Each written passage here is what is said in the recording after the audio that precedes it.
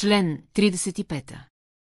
Нов ДВ БР 105 от 2018 година, в сила от 18 декември 2018 година.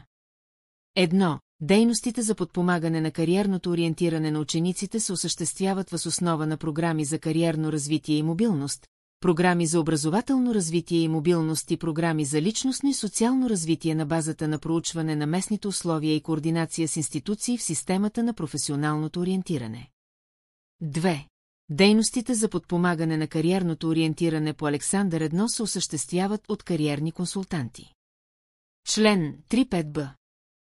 Нов ДВ БР 105 от 2018 година, в сила от 18 декември 2018 година.